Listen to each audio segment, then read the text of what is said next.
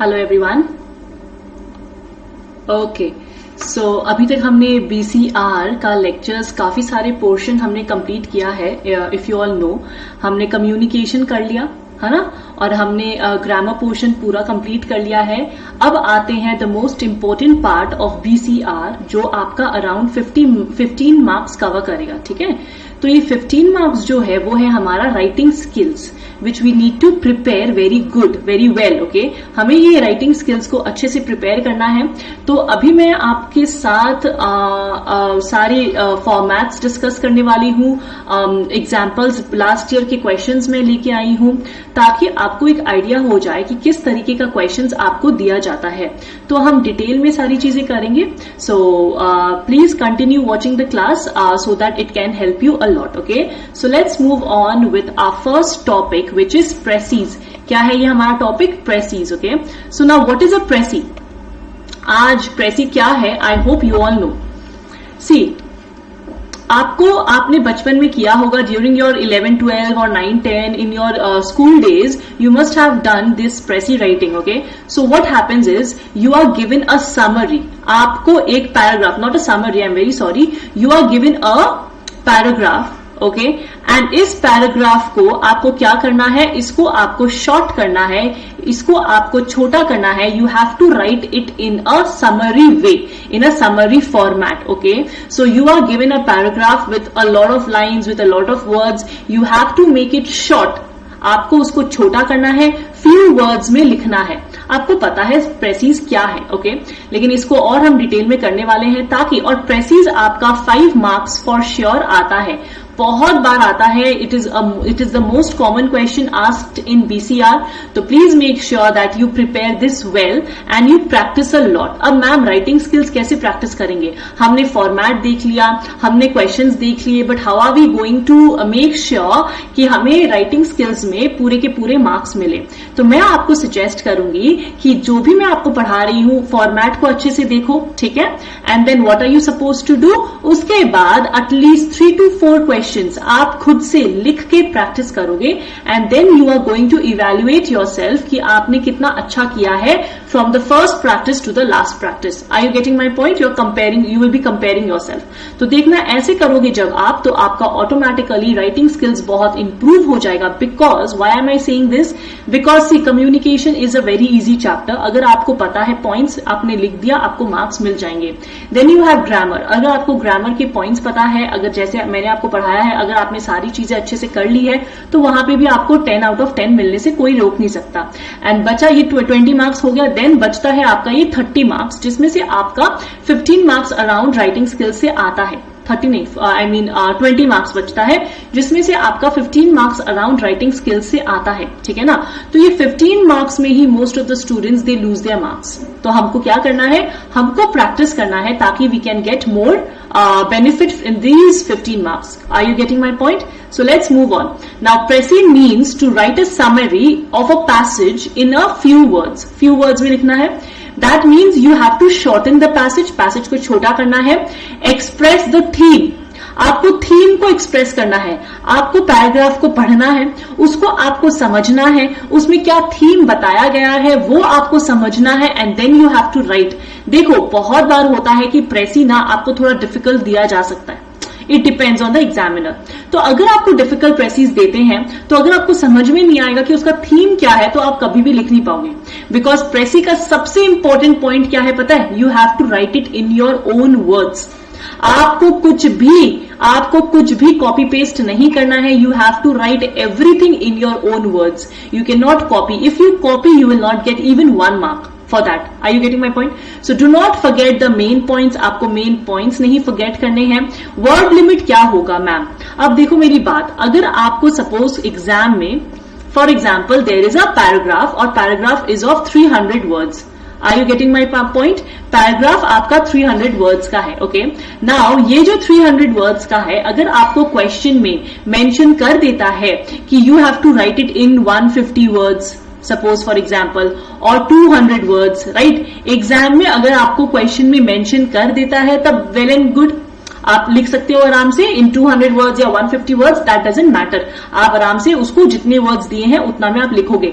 लेकिन अगर suppose exam में दिया हुआ नहीं है कि how many words you are suppose to write a precis in, तो आपको क्या करना है, you have to write it in the 1/3 of the words. You have to write 1/3 of the words. For example, 300 words दिए हुए हैं actual paragraph में, तो आपको उसका 1/3 में लिखना है, which is 100 words. क्या आपको मेरी बात समझ में आई? क्या मेरी बात समझ में आ गई? तो देखो, if mentioned in the question then according to the question, if not mentioned in the question then write precis in 1/3 of the total words. जो टोटल वर्ड्स दिए हुए हैं उसी का 1/3 में आपको लिखना है। समझ में आ गया ना? And do not copy paste, ये सारी चीजें समझाने के लिए बता रही हूं, इसको याद मत कर लेना बिकॉज ये ऐसे लिखने नहीं आएगा, आपको भी पता है। Do not copy paste और rephrase the lines from the passage. आप प्लीज कॉपी पेस्ट मत करिएगा, rephrase मत करिएगा, उसको समझिएगा और अपने ओन वर्ड्स में आपको लिखना है। प्रेसी बस इतना सा ही था, there was nothing different in प्रेसी। बहुत ही इजी सा टॉपिक है, 5 मार्क्स का टॉपिक है, आराम से आपको मिल सकता है। Let's take an example. Okay, now please see here, this is the first example. ये आपका 177 वर्ड्स का है, ठीक है ना? 177 वर्ड्स का अगर 1/3 करे तो कितना आता है? 3 5s are 15, 16 17, 3 8s are 3 9s are 59 और 60 वर्ड्स के अराउंड, मतलब आपको 60 वर्ड्स में ये लिखना है, राइट? आपको समझ में आ गया? 1/3 ऑफ 177। नाउ प्लीज सी, अब इस पैसेज को मैं पढ़ूंगी, मैं कैसे सॉल्व कर रही हूं, प्लीज देखना कि कैसे आपको प्रेसी लिखना है। सबसे मेन चीज आपको क्या करना है प्रेसी राइटिंग में, कि आप जब सेंटेंसेस, पहले आप एक बार पैराग्राफ पढ़ोगे, आप थीम समझोगे कि थीम क्या है, ठीक है ना? How does television affect our lives? It can be very helpful to people who carefully choose the shows that they watch. Television can increase our knowledge of the outside world. There are high quality programs that help us to understand many fields of study, science, medicine and arts and so on. Moreover, television benefits very old people who can't often leave the house, as well as patients in the hospitals. It also offers non-native speakers the advantage of daily informal language practice. They can increase their vocabulary and practice listening. On the other hand, there are several serious disadvantages of the television. तो आपको एक चीज समझ में आ गया कि भाई साहब यहाँ पे टेलीविजन का प्रोज एंड कॉन्स बताना है। Television can be a advantage, television can be a disadvantage, क्योंकि यहां तक आपका एडवांटेज था, आपको समझ में आया? यहां तक आपका गुड थिंग्स अबाउट टेलीविजन था, and then on the other hand से हमने क्या स्टार्ट किया? हमने डिसएडवांटेज स्टार्ट किया। तो देखो आपको समझ में आ गया। Now what are you going to do? You have to make sure कि ये पूरा पैराग्राफ को आपको 60 वर्ड्स में लिखना है। अब मैम कैसे लिखेंगे, कौन सा लाइन छोड़ना है, कौन सा लाइन लिखना है, मेन पॉइंट्स क्या है, वो कैसे पता चलेगा? तो देखो, on the other hand, there are several serious disadvantages of television. Of course, it provides us with pleasant way of relaxing and spend our free time.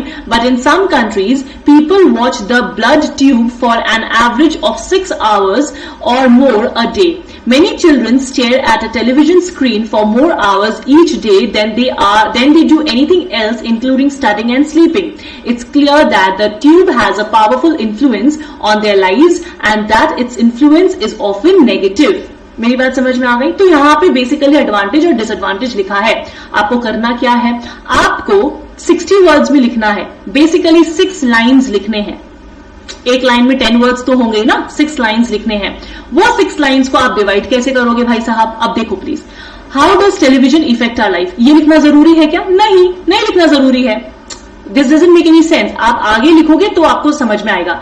It can be very helpful to people who carefully choose the shows that they watch. Television can increase our knowledge of the outside world. Main points कहां से आया है? Main points आपका यहां से आया है। There are high quality programs that help us to understand many fields of science, study, medicine, arts and so on. ये जो पूरा लाइन यहां से यहां तक आपको दिख रहा है, ये एक लाइन में डिस्क्राइब हो सकता है, इसका मीनिंग सेम है। मतलब कि television help us to increase our knowledge in various fields. बराबर समझ में आया? ये एक ही तो लाइन है ना कि वो हमारा आउटसाइड वर्ल्ड का नॉलेज देता है, साइंस, स्टडी। ये लिखनी जरूरी है? नहीं लिखनी जरूरी है। आप इस पूरे लाइन को एक लाइन में बता सकते हो कि television helps us to increase our knowledge about various fields हो गया, एक लाइन में describe. Next, moreover television benefits very old people who can't often leave the house as well as patients in the hospitals. अब आप क्या लिखोगे? television helps those who cannot leave their house like old people and patients. बराबर समझ में आ गया. Next, it can offer non-native speakers an advantage of daily informal language practice. They can increase their vocabulary and practice listening. अब इसको एक और line में लिख दो कि it also helps to improve our vocabulary and practice listening. हो गया ना, समझ में आ गया आपको? तो ये वाले पूरे पैराग्राफ को मैंने कैसे 3 सेंटेंसेस में कंप्लीट कर दिया है. क्लियर? ये समझ में आया. अब डिसएडवांटेज को कैसे लिखना है? On the other hand there are several serious disadvantages of television. Of course it provides us with, ये लिखना जरूरी है क्या? ऑन द अदर हैंड नहीं ना, क्या लिखोगे इसके बदले में? There are certain disadvantages like people watching blood tube for hours a day. There are certain disadvantages like many people watch blood tubes for hours a day. एक हो गया line. Next, many children also instead of studying and sleeping, children often spend time staring at television. हो गया ना दूसरा line. Instead of studying and sleeping, children often spend time staring at television screen. हो गया ना. यही line को मैंने क्या किया, थोड़ा और सिंपल वे में डाल दिया. क्यों डाल पाई मैं? क्योंकि मेरे को लाइन का मतलब समझ में आ गया. उस मतलब को एक बार आप समझ लो अपने ओन लैंग्वेज में and then you convert it into a simpler language. That's it. It's very easy. It's clear that tube has a powerful influence on their lives and its influence is always negative. तो आप क्या लिखोगे? Last में ये line लिखने की जरूरत नहीं है. आप क्या लिखोगे? So television generally has a negative impact if not chosen. अब यहां पे ये वाला वर्ड जो है, if people do not choose the shows carefully, television usually have a negative impact if not chosen carefully what to watch. हो गया ना. देखो ये वाला लाइन भी कवर हो गया, ये वाला लाइन भी कवर हो गया. दोनों को मिला के मैंने एक और सेंटेंस कर दिया. हो गया 6 sentences. I am very sure अगर आप इसको लिखने जाओगे तो आपका 60 वर्ड्स आराम से इसका हो जाएगा. See I am not writing it, it will take time, लेकिन आप लिख के मुझे आप भेज सकते हो इन द टेलीग्राम ग्रुप ताकि I can check it for all of you. ठीक है ना? आपको समझ में आया? सो सबसे पहले हमको मार्किंग्स करनी है. तो इसमें आप क्या समझते हो? आप ये समझते हो कि सबसे पहले जब आप प्रेसी पढ़ते हो तो आपको क्या करना है? सिमिलर सेंटेंसेस को एक ब्रैकेट में डालना है. उस सिमिलर सेंटेंसेस को आपको एक सेंटेंस में कन्वर्ट करना है. ठीक है ना? सबसे पहले ये चीज आपको वर्ड्स डिटरमाइन करने हैं. एंड द मोस्ट इंपॉर्टेंट चीज which I haven't told you is that you need to write a title. Please do not forget, you have to write the title to the precis always. तो ये television के लिए हम कौन सा title choose कर सकते हैं बच्चा? ये टेलीविजन के लिए हम कौन सा टाइटल चूज कर सकते हैं? टेलीविजन अ बून और अ बेन कर सकते हैं ना? टेलीविजन अ बून और अ बेन. अ बून का मतलब की और बेन का मतलब क्या होता है कि एक या तो वो एडवांटेज है या तो वो डिसएडवांटेज है. ठीक है ना? अ बून और अ बेन. समझ में आया? तो ये भी लास्ट ईयर का पेपर से लिया हुआ है. These all are from the RTPs and last years paper. Please kindly solve all of them. देखो यहाँ पे बहुत सारे प्रेसिस में है. ये सारे नोट्स आपको टेलीग्राम चैनल पे मिल जाएंगे. ये सारे आप सॉल्व करके मुझे सेंड कर सकते हो ताकि I can check for all of you.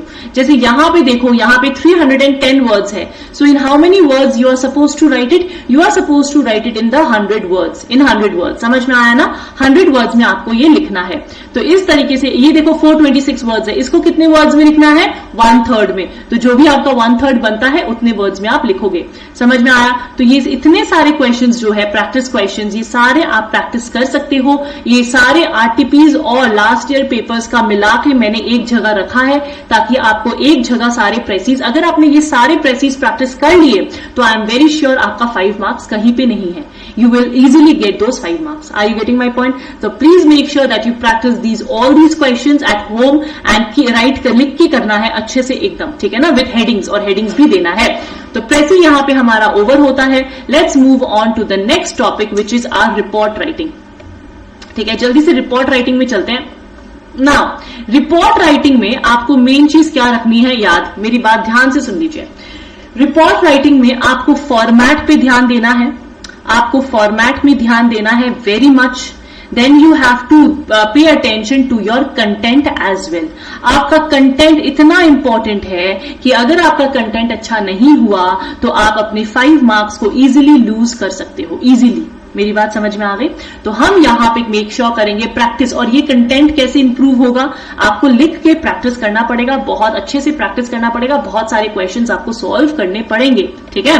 So let's move ahead now. Report क्या होता है? अब जैसे for example there has been a crime in your city, तो वो क्राइम को आप रिपोर्ट कर रहे हो टू द पब्लिक, ठीक है ना? आप क्या करते हो, जैसे न्यूज़पेपर रिपोर्ट होता है, न्यूज़पेपर में आप क्राइम्स के बारे में पढ़ते हो। What are those? Basically those are the reports. Clear? Now, a report is an account of a particular event, issue, subject, especially in the form of an official document. ये एक तरीके का ऑफिशियल डॉक्यूमेंट होता है, वो नहीं gossip जो आप करते हो, वो भी आप रिपोर्टिंग ही कर रहे हो, बट वो ऑफिशियल अनऑफिशियल होता है, ये आपका ऑफिशियल डॉक्यूमेंट की तरह आपको लिख के देना पड़ता है। समझ में आया? ये काफी टाइप्स के होते हैं। There are 3 types of reports. क्या क्या? Newspaper report, magazine report and official report. Newspaper report very easy, magazine report very easy. ये दोनों अगर आपका एग्जाम में आ जाता है, आई एम टेलिंग यू, बहुत अमेजिंग तरीके से आप लकी हो जाओगे, ठीक है ना? ऑफिशियल रिपोर्ट थोड़ा सा लेंथी होता है, दिस इज ऑल्सो इजी। ये एक तरीके से लेटर लिखने जैसा है, ऐसे लिखने जैसा है, this is also easy, but क्या है, इसका थोड़ा लेंथी होता है और इसका टॉपिक थोड़ा डिफिकल्ट आता है। But don't worry, you can easily solve those questions if you practice, ठीक है? चलो, the important things that you have to pay attention to when you are attempting a report is that do not make any grammatical error. आप कोई भी grammatical error मत करिएगा, please मत करिएगा, ठीक है? Make sure you do not make any spelling errors, please do not make any spelling errors. मैंने क्या कहा? Content is very important. तो वो कंटेंट को इंप्रूव करने के लिए आपको ग्रामेटिकल एरर्स नहीं करने, आपको स्पेलिंग एरर्स नहीं करने, ठीक है? Reports are event that has occurred already, hence it has to be in the past tense और पैसिव वॉइस। अब इसका मतलब क्या हो गया? बहुत आप लोग में से बहुत जन होते हैं जो क्या करते हैं, जो रिपोर्ट को एज एन ऐसे लिखते हैं, एक तरीके से आप ऐसे सोचते हो and you keep on writing. लेकिन रिपोर्ट क्या होता है? बेसिकली जैसे इनडायरेक्ट डायरेक्ट स्पीच हम करते थे, रिमेंबर, जो चीज ऑलरेडी हो चुकी है आप उसी चीज को रिपोर्ट कर रहे हो, तो it has to be in the past tense और पैसिव वॉइस। पैसिव वॉइस का मतलब क्या हो गया? Suppose you are reporting a crime, a murder, तो आप कैसे रिपोर्ट करोगे? प्लीज यहां देखना, शीला मर्डर्ड हर हस्बैंड, ठीक है ना? आप ऐसे रिपोर्ट करोगे ना, लेकिन आपका rule as per the grammar rules जो होते हैं, आपको रिपोर्ट कैसे करना चाहिए? हस्बैंड, शीलाज हस्बैंड, नहीं, हस्बैंड का नाम, सपोज फॉर एग्जाम्पल हस्बैंड का नाम क्या लिखेंगे हम? कुछ भी लिख देंगे, राज, तो क्या लिखोगे? Raj, Sheila's husband was murdered by Sheila. मेरी बात समझ में आ गई? तो husband was murdered by his wife, ऐसा मतलब आपको पैसिव वॉइस में कन्वर्ट करके जितना आप लिख सकते हो उतना लिखना, बहुत ज्यादा अच्छे से आपको इसमें मार्क्स मिलेंगे, क्योंकि एग्जामिनर यही चीज देखता है कि आपको बेसिक रूल्स पता है कि नहीं है, वरना ये सारी चीज तो आपने 11-12 में करी है ना।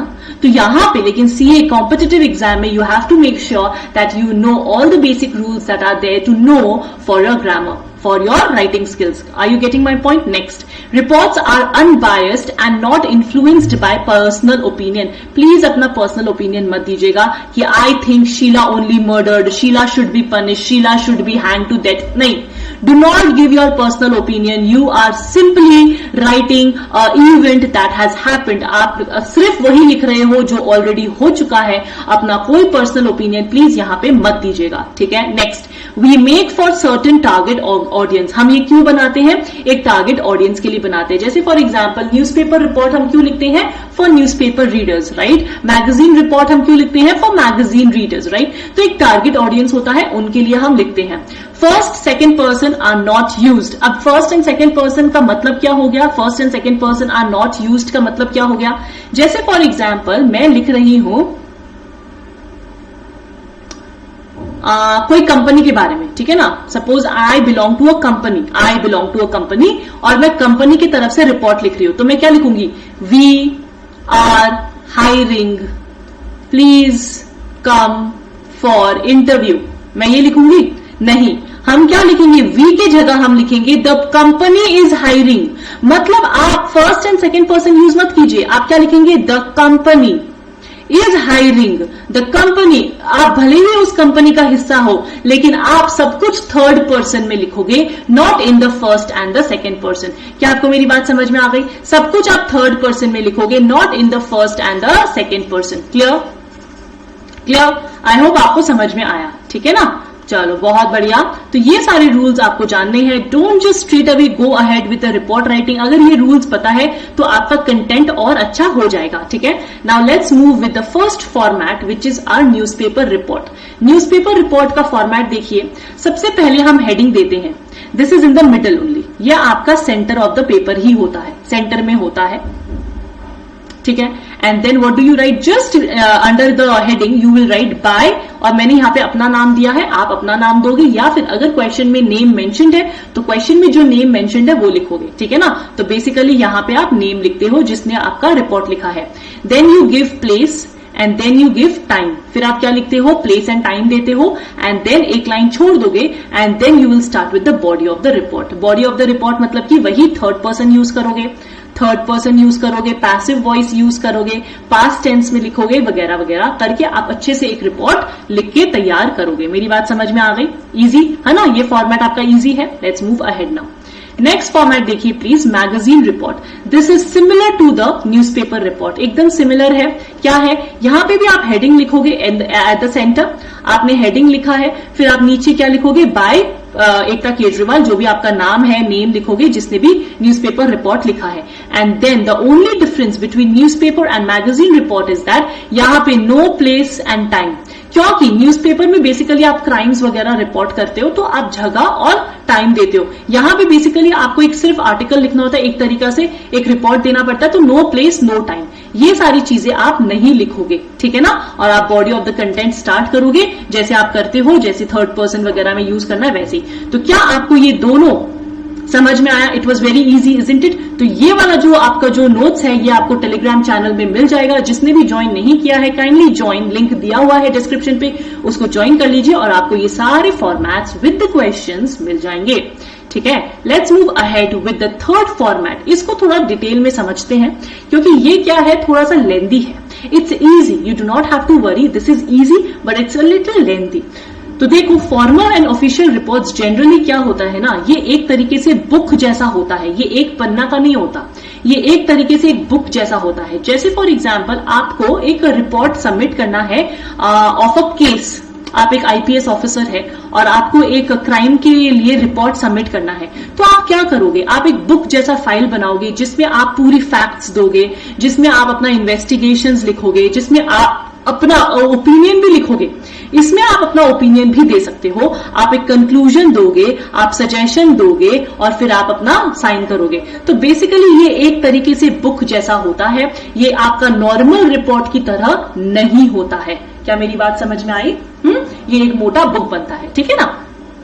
तो फॉर्मल एंड ऑफिशियल रिपोर्ट्स का टाइप 1 दो तरीके का होता है, टाइप 1 टाइप 2, दोनों में से कोई भी फॉर्मेट जो आपको इजी लगे वो आप लिख सकते हो। क्लियर? दोनों बुक में मेंशन्ड है, तो आपके आईसीआई के मॉड्यूल के हिसाब से ही मैं आपको करवा रही हूं। और मेक श्योर करना देयर आर सर्टेन फॉर्मेट्स जो मैं आगे की क्लासेस में करवाऊंगी, जिसमें there can be some confusions with the RTPs with the module, so we will be following only the module, because RTPs ना जो सजेस्टेड आंसर्स होते हैं वो बहुत सारे एग्जामिनर्स लिखते हैं अपने अपने तरीके से। तो देखो उसमें क्या होता है, थोड़ा सा डिस्क्रिपेंसीज होते हैं, डिस्प्यूट्स होते हैं। So we will be following only the ICAI module का फॉर्मेट जो आपके मॉड्यूल में दिया है। चलो लेट्स बिगिन। टाइप 1 क्या है? आपका हेडिंग दोगे आप, ये आपका साइड में रहता है, लेफ्ट हैंड साइड में आप हेडिंग दोगे, ठीक है ना? जो भी आपका अच्छा सा हेडिंग लिखोगे, हेडिंग आपका कैची और अच्छा सा होना चाहिए, लंबा नहीं होना चाहिए, शॉर्ट हेडिंग होना चाहिए। फिर आप क्या करोगे? आप 2 लिखोगे। ये जो 2 मैंने लिखा है ना, ये आपको लिखना है, बाकायदा लिखना है, मतलब कि टू मिस्टर ए, और क्या नाम लिखोगे? Mister a CEO of the company, जो भी है। फिर फ्रॉम, आप कौन हो? From production manager suppose for example, और आपका मिस्टर एबीसी अपना नाम दोगे।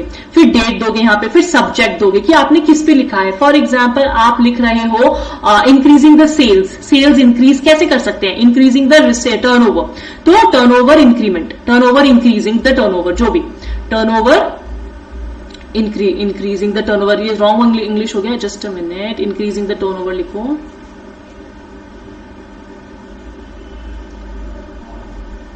इंक्रीजिंग द टर्नओवर, आपने लिखा कि आपने रिपोर्ट सबमिट करना है। फिर क्या होगा, इंट्रोडक्शन। इंट्रोडक्शन लिखने के बाद आप लिखोगे giving the details of the task and the reason for it. मतलब क्या हो गया कि क्या क्या टास्क है, क्या क्या आपको करना है, आपने क्यों ये बनाया है। तो आप लिखोगे कि सिंस फ्यू मंथ्स हमारा टर्नओवर इतना अच्छा नहीं था, so we had a general meeting जहां पे डिस्कशन हुआ था and we decided to take an action, और उसके लिए मैं एक रिपोर्ट बना रही हूं how we can increase the sales for the company. समझ में आया आपको। तो इस तरीके से आप एक इंट्रोडक्शन दोगे। फिर आप मेन बॉडी दोगे, इंफॉर्मेशन दोगे, जैसे कि लास्ट फ्यू मंथ से कैसे आपका सेल्स डिक्लाइन हुआ है, पहले इतने यूनिट्स बिकते थे अब इतने यूनिट्स बिक रहे हैं, वो स्टैटिस्टिक्स आपको कहां से मिले। हमने प्रोडक्शन डिपार्टमेंट से बात करी कि वहां पे प्रोडक्शन इतनी ज्यादा नहीं हो रही है जो पहले होती थी। हमने सेल्स डिपार्टमेंट से बात करी कि मार्केटिंग इतनी अच्छी नहीं हो पा रही है, तो वो रिसोर्सेज के बारे में आप लिखोगे, मटेरियल्स के बारे में आप लिखोगे। फिर आप टास्क के बारे में लिखोगे कि आपको क्या करना चाहिए, आपका रिजल्ट क्या है। बेसिकली आप अपने हिसाब से आपको जो जो सही लगता है वो जो टॉपिक के ऊपर आप अपने हिसाब से एक मेन बॉडी बनाओगे, अपने हिसाब से एक मेन बॉडी आप बनाओगे। और एक पैराग्राफ है, इसके पहले आप एक लाइन छोड़ोगे, यहां पे एक लाइन छोड़ोगे, एक पैराग्राफ बनाओगे, फिर यहां पे एक लाइन छोड़ोगे और फिर अपना कंक्लूजन दोगे। कंक्लूजन में आप अपना इवैल्यूएशन दोगे कि I think so and so and so and should happen, अपना एक सजेशन दोगे। तो बेसिकली यहां पे आप अपना ओपिनियन दे सकते हो। क्या दे सकते हो, अपना ओपिनियन दे सकते हो, इस फॉर्मेट में दे सकते हो। ऊपर न्यूज़पेपर और मैगजीन में नहीं देना, यहां आप दे सकते हो। आपको ये फर्स्ट फॉर्मेट समझ में आया। I find this format a bit easier, I would suggest you all to go with this format because ये एकदम सिंपल सा है, इसमें ज्यादा कुछ आपको करना नहीं है, जो भी आता है आराम से आप लिख सकते हो, ठीक है ना। तो ये आपका थोड़ा सिंपल है। आपको क्वेश्चन में मेंशन कर दिया जाएगा राइट एन ऑफिशियल रिपोर्ट, आपको ऐसे लिख दिया जाएगा। अगर न्यूज़पेपर रिपोर्ट होगा तो लिख दिया जाएगा राइट एन न्यूज़पेपर रिपोर्ट, अगर मैगजीन है तो लिख दिया जाएगा, जिससे आपको पता चल जाएगा कि कौन सा फॉर्मेट आपको कहां यूज करना है। समझ में आया, बहुत बढ़िया। Let's move ahead with the type 2। ये क्या है, थोड़ा डिटेल्ड है, ये और भी ज्यादा डिटेल में आपको लिखना पड़ता है। सबसे पहले आपने टू लिखा, टू लिख दोगे आप, फिर फ्रॉम लिख दोगे, डेट ऑफ सबमिशन लिख दोगे और सब्जेक्ट लिख दोगे। फिर आप एक लाइन छोड़ोगे और आप एक्नॉलेजमेंट लिखोगे। एक्नॉलेजमेंट का मतलब क्या होता है कि it is a list of people who have helped you in collecting data and preparing the report. एक लिस्ट ऑफ होता है, पीपल होता है जो आपको हेल्प करता है कलेक्ट करने में और रिपोर्ट बनाने में। समझ में आया, इजी। देन आप क्या करोगे, कंटेंट्स लिखोगे। कंटेंट्स का मतलब क्या होता है, आप जैसे आप एक बुक बनाते हो ना, वैसे ही आप कंटेंट लिखोगे। प्रॉपरली कंटेंट लिखना बच्चा, प्रॉपरली लिखना, ठीक है ना। कंटेंट लिखोगे, जैसे कंटेंट में क्या हो गया, इंट्रोडक्शन, फिर यहाँ पे समरी, फिर यहाँ पे आप लिखोगे कि आपका रिसर्च फैक्टर्स। इस तरीके से आपने पूरा एक लिस्ट देना है ऑफ सेक्शंस एंड सब सेक्शंस ऑफ द रिपोर्ट। तो ये क्या है, थोड़ा लेंदी रिपोर्ट हो जाता है, तो इसलिए मैं सजेस्ट नहीं करती, क्योंकि बच्चे मिस्टेक कर सकते हैं इसके फॉर्मेट में। They can make a mistake in this format, तो I won't suggest, but since ये मॉड्यूल में है, मेरा सिखाना आप मेरा वो है, ड्यूटी है, so I am teaching you all कि इसको कैसे लिखने हैं। देन कंटेंट्स देने के बाद आप एक समरी दोगे। देखो इतना कुछ इंसान नहीं पढ़ता है, तो आप एक समरी में ना general idea of the report दे दोगे कि देखो कंपनी लॉस में जा रही थी, कंपनी का सेल्स डिक्रीज हो रहा था, तो हमने एक जनरल मीटिंग करी है, जनरल मीटिंग में हमने डिसाइड किया है कि हमें एक्शन लेना पड़ेगा, तो इसीलिए हम एक रिसर्च किया है, हमने तरीका ढूंढा है कैसे मार्केटिंग को इंक्रीज कर सकते हैं, कैसे सेल्स को बढ़ा सकते हैं। तो उसी का पूरा रिपोर्ट आगे डिटेल में आपको मिल जाएगा। बेसिकली इतना आपको समरी में लिखना है। Clear. Then introduction, explain the problem why it is made.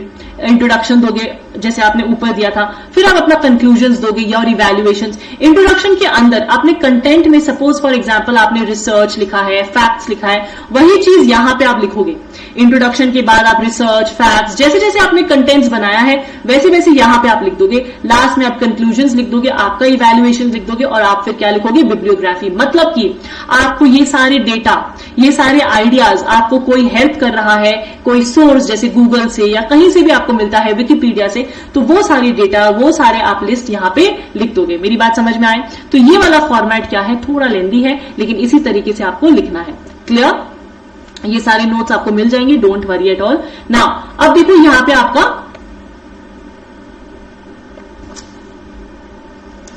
आपका क्या है, क्वेश्चन लेके आई हूं, ये भी आपका लास्ट ईयर का टॉपिक से है। Your college organised a visit to SOS family villages for the orphaned, write a report for your college magazine.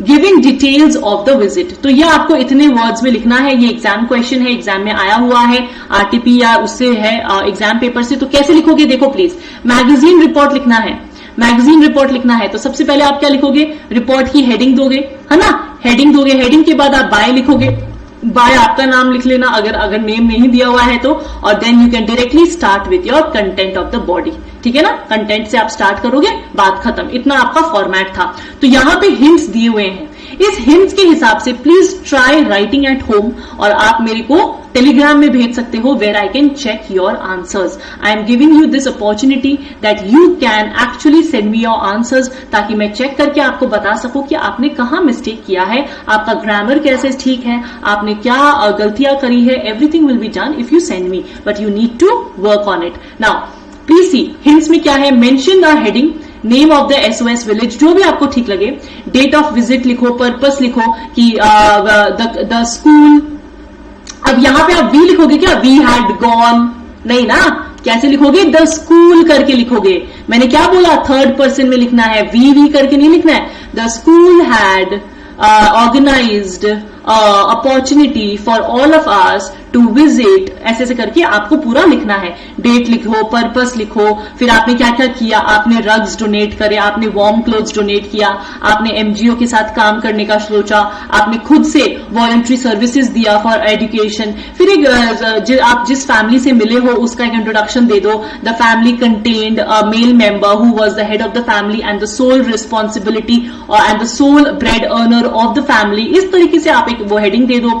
Management officials that you met of the NGO, NGO का जो management official से आप मिले थे, फिर challenges क्या क्या आपने फेस किया, और अगर कोई कंट्रीब्यूट करना चाहता है तो वो कंट्रीब्यूट कर सकता है, और फिर कंक्लूजन। तो बेसिकली इस तरीके से आप पूरा एक अपना रिपोर्ट बना सकते हो 300 वर्ड्स के अंदर, and I am very sure you will get the marks. समझ में आया आपको, तो ये लिखने की कोशिश जरूर करना, ठीक है। ये मैगजीन रिपोर्ट हो गया। नेक्स्ट चलते हैं, as a school captain write a report for your school magazine about, देखो जनरली मैगजीन और न्यूज़पेपर का ही questions they give, okay, hardly होता है जहां वो लोग ऑफिशियल रिपोर्ट देते हैं, लेकिन अगर देते हैं तो मेक श्योर करना कि आप टाइप 1 वाला फॉर्मेट फॉलो करो, ठीक है।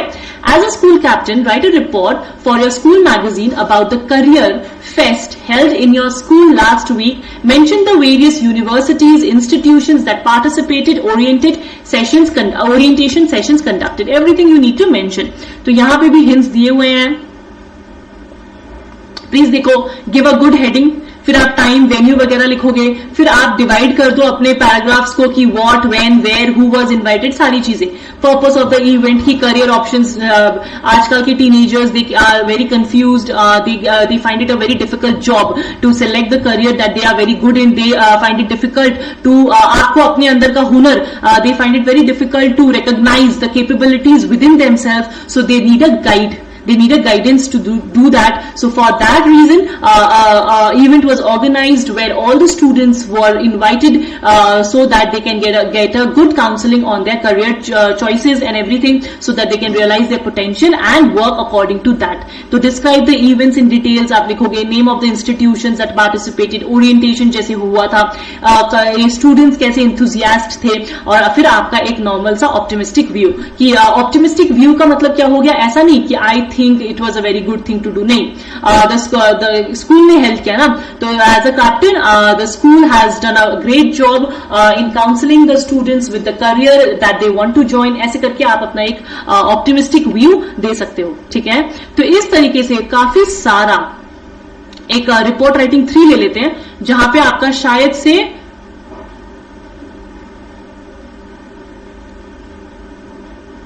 अब यहाँ पे रिपोर्ट लिखना है, यहाँ पे न तो मैगजीन लिखा हुआ है न तो आपका न्यूज़पेपर लिखा हुआ है, तो मतलब कि ऑफिशियल हो गया। तो इसको कैसे लिखोगे, discuss the purpose and benefits, तो इसको कैसे लिखोगे, देखो ऑफिशियल रिपोर्ट हो गया, तो इसको कैसे लिखोगे, to the principal XYZ new Delhi from incharge को curricular activities September 14 so and so date लिखा आपने, फिर आपने एक लाइन छोड़ी, फिर आपने सब्जेक्ट लिखा, फिर कंटेंट्स लिखा है। तो ये कंटेंट्स नहीं लिख के जैसे इंट्रोडक्शन आप लिख सकते हो, है ना, तो ये सारी चीजें आप चेंज कर सकते हो, नोट्स लिख सकते हो, समरी लिख सकते हो, और फिर अपना वो पूरा दे सकते हो।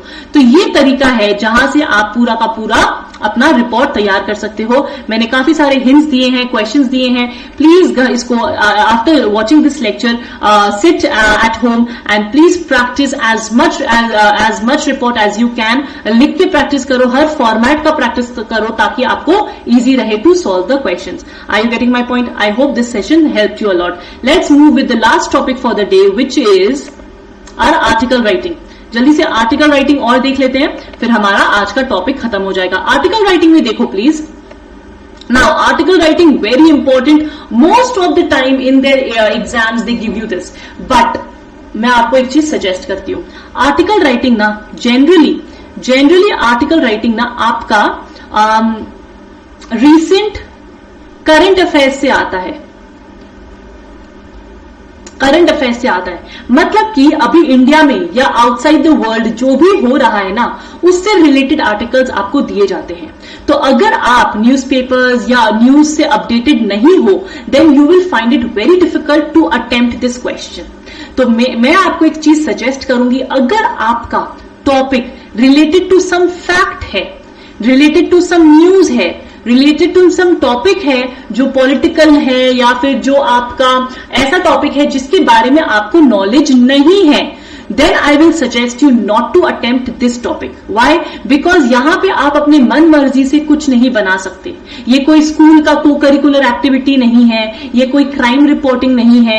ये क्या होगा, जैसे लास्ट एक क्वेश्चन लास्ट पेपर में क्या आया था, गंगा के बारे में कुछ आया था, गंगा को साफ करने का वो आया था, राइट? तो you have to have the knowledge कि इस पे क्या क्या स्टेप्स लिए गए हैं, इसमें क्या क्या चीजें कराई गई है, गवर्नमेंट ने क्या स्टेप्स लिया गया है, ये सारी नॉलेज आपको होनी पड़ेगी। अगर ये नॉलेज आपको नहीं है ना, तो फिर आप लिखोगे ना, वो कंप्लीटली रॉन्ग कर दिया जाएगा and you will not get any marks within that. So make sure करना कि आप जब लिखो आर्टिकल, so if it is based on some fact, some topic, some current affairs which you do not have knowledge of, so please do not attempt this because you will get it all wrong. Okay, so don't attempt if it is on those topics. तो चलो देखते हैं कि इसको कैसे लिखना है।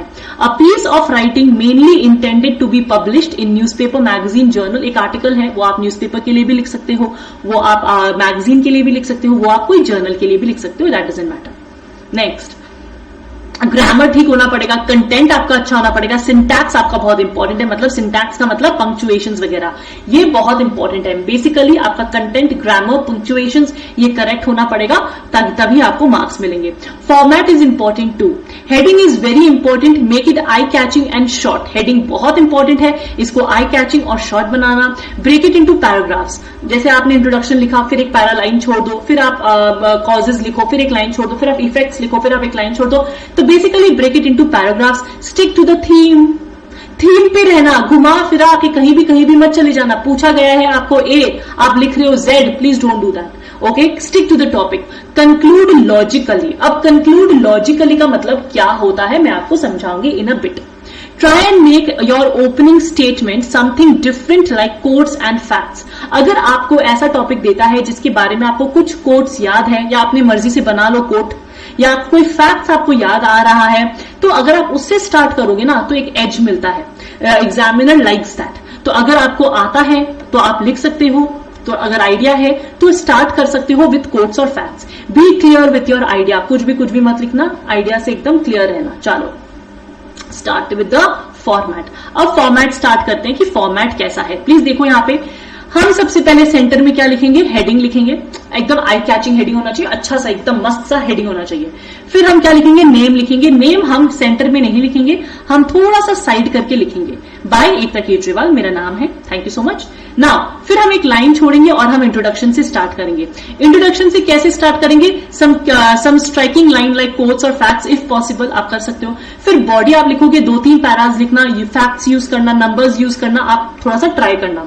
Conclusion must be like logical. Suppose for example कोई रेप विक्टिम पे आप लिख रहे हो, ठीक है ना, तो आप क्या लिखोगे लास्ट में, आप अपील करोगे तो एक अपील या वार्निंग जैसा लिखोगे। अगर सपोज फॉर एग्जांपल आप गर्ल चाइल्ड को एडुकेट करने का लिख रहे हो, गर्ल चाइल्ड को एडुकेट, तो आपका क्या हो टॉपिक वो है, तो आप क्या लिखोगे, लास्ट में होप करोगे कि आई होप लोग इंप्रूव करेंगे, लोग समझेंगे मेरी बातों को, इस आर्टिकल को पढ़ने के बाद अवेयरनेस जागेगा and everyone will educate their girl child, है ना, everyone will educate a girl in their homes and not differentiate between a male and a female member of the society. ऐसे करके आप थोड़ा सा होप दोगे.